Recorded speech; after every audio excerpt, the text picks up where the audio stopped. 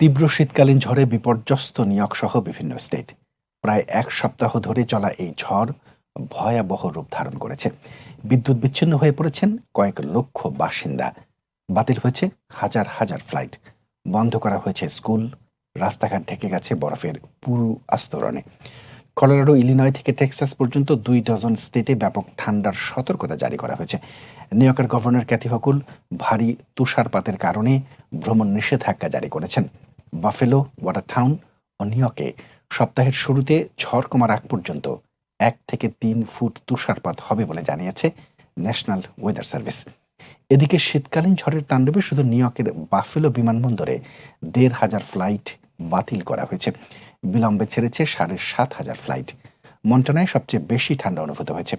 Chester ও মন্টানায় তাপমাত্রা -54 ডিগ্রিতে নেমে গেছে। ক্যানসাস সিটিতে তাপমাত্রা -35 ডিগ্রিতে নেমে গেছে, যা 1989 সালের পরে সর্বোচ্চ। শিকাগোতে ভারী তুষারপাত ও প্রাণঘাতী ঠান্ডায় জনজীবন বিপর্যস্ত হয়েছে। এছাড়াও ডালাস, ন্যাশভিল, লিটল রকে তুষারপাতের পূর্বাভাস রয়েছে। আর মিশিগান ও উইসকনসিনে 2.5 লক্ষেরও বেশি মানুষ বিদ্যুৎ বিচ্ছিন্ন হয়ে পড়েছেন। এদিকে ন্যাশনাল ওয়েদার সার্ভিস জানিয়েছে আবহাওয়া -56 ডিগ্রি সেলসিয়াসের নিচে নেমে যাওয়ার আশঙ্কা করা হচ্ছে।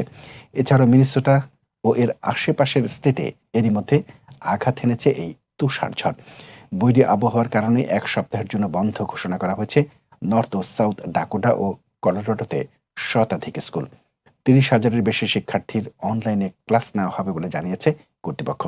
ওয়েদার ডিপার্টমেন্ট জানিয়েছে মিনিয়াপলিস সহ কয়েকটি সিটিতে সর্বোচ্চ 20 ইঞ্চি পর্যন্ত তুষারপাত হতে পারে, আর ঝোড়ো হাওয়া বয়ে যেতে পারে ঘন্টায় 72 কিলোমিটার বেগে।